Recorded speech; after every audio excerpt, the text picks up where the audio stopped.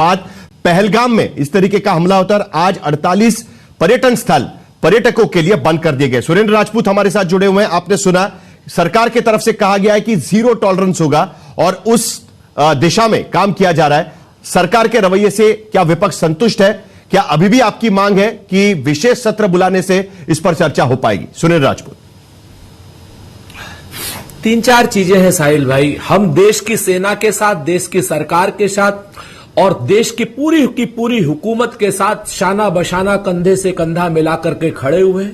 आतंक के ऊपर, आतंकवादियों के ऊपर, आतंकवादियों के आकाओं के ऊपर और पाकिस्तान के ऊपर, इन सब के ऊपर निर्णायक प्रहार हो। पूरा देश भारत सरकार के साथ में है। पूरा देश नरेंद्र मोदी जी की तरफ टकटकी लगा के देख रहा है कि आप निर्णायक रूप से बात कीजिए और जो भी निर्णय कठोर कदम हो वो उठाइए। हम सब आपके साथ हैं बगैर किसी इफ बट के। किसी भी तरीके का कोई किंतु परंतु नहीं है। हम आपसे कुछ सवाल जरूर रखना चाहते हैं। हम आपसे सहयोगात्मक रवैया रख रहे हैं। इसमें हमारा बड़ा स्पष्ट है कि आप एक संसद का सत्र बुलाइए। संसद का सत्र पहले भी हुआ, लगातार हमलों में भी हुआ, 62 के वार में भी हुआ। जैसे 62 का वार तो हम लोग हारे थे चीन से, लेकिन संसद का सत्र युद्ध के समय में भी हुआ और वहां पर सारा कांग्रेस की पार्टी ने, जवाहरलाल नेहरू जी ने कठिन सवालों का भी जवाब दिया। तो हमारा यह मानना है कि आतंक के खिलाफ पूरा देश एकजुट है। इसके लिए संसद का सत्र बुलाया जाना आवश्यक है। एक तरफ के शर्मा जी कह रहे हैं कि वहां पर घाटी में पूरी सुरक्षा है। हम मानते हैं पूरी सुरक्षा है। अगर पूरी सुरक्षा है तो 30 से ज्यादा पर्यटन स्थलों को सुरक्षा देनी चाहिए।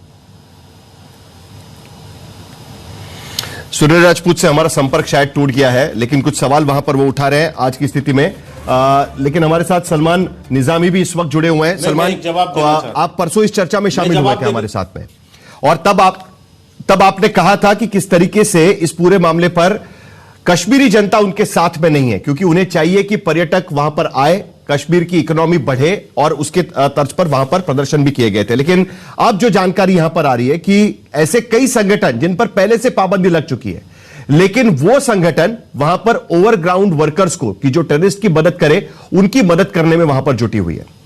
अब ये जो नई जानकारी आ रही है उसको लेकर आप क्या कहेंगे? क्योंकि आपका कहना था कि लोगों को साथ में लेने की जरूरत है कश्मीर के। ये विजुअल्स हैं पहलगाम के। ये मैं पहलगाम में था आज, और वहां देखिए कितने सैलानी इस वक्त वहां एंजॉय कर रहे हैं बिल्कुल पानी के साथ।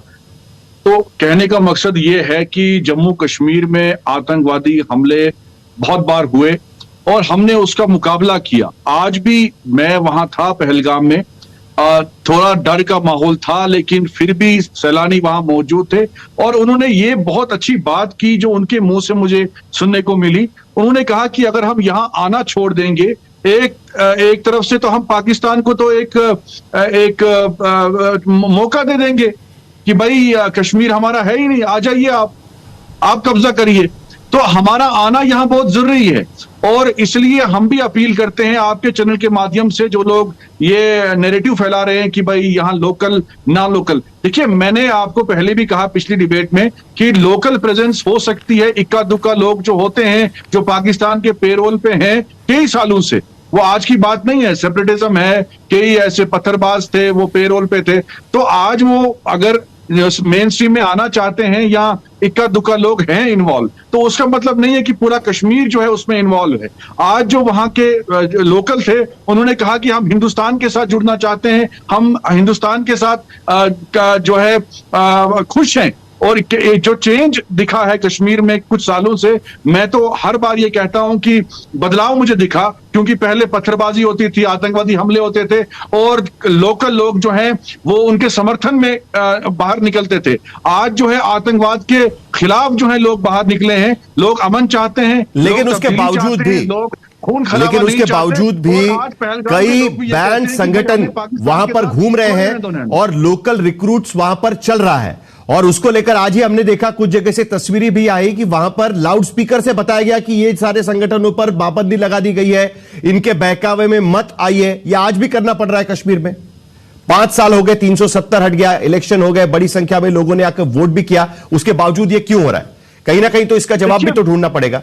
देखिए, आतंकवाद जो है एक बहुत बड़ी बीमारी है इसका इलाज जो है कई सालों से चल रहा है और कुछ सालों में इसका सही इलाज हुआ है, क्योंकि ना स्टोन पेल्टिंग हमने देखी और ना इतने आतंकवादी हमले देखे जो पहले होते थे। पहले तो एक दिन में 4-4 आतंकवादी हमले होते थे। लेकिन अब जो कश्मीर में तब्दीली हमें दिखी, जो चेंज हमें दिखी कि जिस तरीके से लोग जो है वो विकास चाहते हैं, लोग अमन चाहते हैं, और मैंने पहले भी कहा आपको कि इक्का दुक्का लोग हैं जो पाकिस्तान के पेरोल पे जो है पलते हैं कई सालों से, उनको भी खत्म करने की जरूरत है। लेकिन पूरे कश्मीर को बदनाम करना, कश्मीर को नजर उसमें देखना कि भाई ये लोग इन्वॉल्व, कश्मीरी आज जो है अपनी जान पे खेल के उन हिंदू यात्रियों को बचाने का काम उन्होंने किया। आज जो कश्मीरी वहां इस वक्त है, मैं वहां खुद गया और मैंने उन लोगों को कहा कि आपको घबराने की जरूरत नहीं है, हम आपके साथ हैं।